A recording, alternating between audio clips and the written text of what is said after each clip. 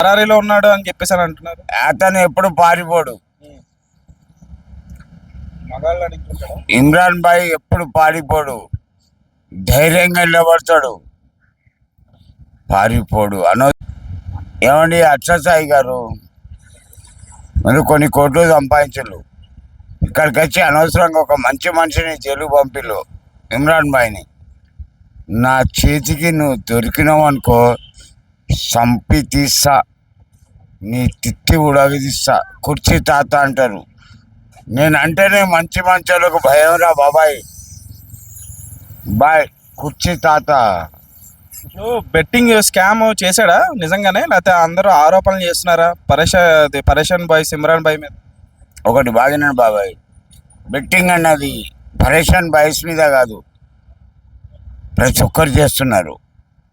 ఒక 1000 పెడితే 10,000 వస్తాయని ఆశకు. పరేషన్ బాయ్స్ చాలా మంచోడు ఇమ్రాన్ భాయ్. బాయ్ నమస్తే. పరారీలో ఉన్నాడు అని చెప్పేసి అని అంటున్నారు. అతను ఎప్పుడు పారిపోడు. మగాళ్ళు అడుగుతుంటాడు. ఇమ్రాన్ భాయ్ ఎప్పుడు పారిపోడు, ధైర్యంగా నిలబడతాడు, పారిపోడు. అనవసరంగా బ్లేమ్ చేస్తున్నారు. బాయ్. పోలీసులు పట్టుకోవడానికి ట్రై చేస్తున్నారంట. ఏమో మొత్తం సోషల్ మీడియా రకరకాలుగా ఎందుకు కిందగా లాగుతున్నారా? ఇమ్రాన్ భాయ్ ఎదుగుదలను తట్టుకోలేకపోతున్నారా? ఒకటి బాగిను, ఇక్కడ ఒక పాకులో గంజాయి పెడతా నీ పక్కన, నేను ఎక్కడి నుంచి తీసుకొచ్చి ఒక చట గంజాయి పెడతా, నువ్వు జైలుకు పోతావు. ఏం బాబాయ్? కానీ అది మూర్ఖత్వం, పాపం. బాయ్.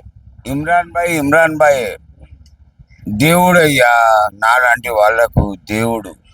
రేపు పోతా అతని దగ్గరికి.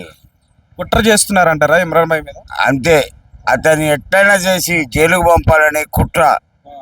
కానీ ఒకవేళ నా చేతికి దొరికిందనుకో, మర్తబెట్టి దెంగుతా కుర్చీ. ఎవరి గురించి?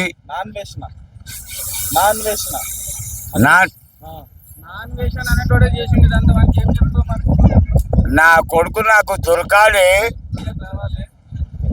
వాడు ఇండియాకు రావాలి, వానికి చెప్తా సినిమా. అంటే అది ఇమ్రాన్ భాయ్కి నాన్న లేడు, అమ్మ ఉంది, అదో ఆమె ఒక వ్యభిచారి అని రకరకాలుగా మాట్లాడుతున్నాడు బాబు. ఇక పోనీ బాబాయ్ వదులు, ఎక్కువ మాట్లాడి, నేను 2 నిమిషాలు మాట్లాడతా. బాయ్. ఏం బాబాయ్ బాగా వచ్చిందా? ఎక్కువ మాట్లాడి సంజోడుకులారా, కుర్చీ తాత. మీకేమేరిక బే ఇమ్రాన్ భాయ్ గురించి? ఎవడు పోయినా సాయం చేస్తాడు, అతన్ని చులకన చేసి మాట్లాడితే చంపేస్తా. బాయ్. ఓవర్.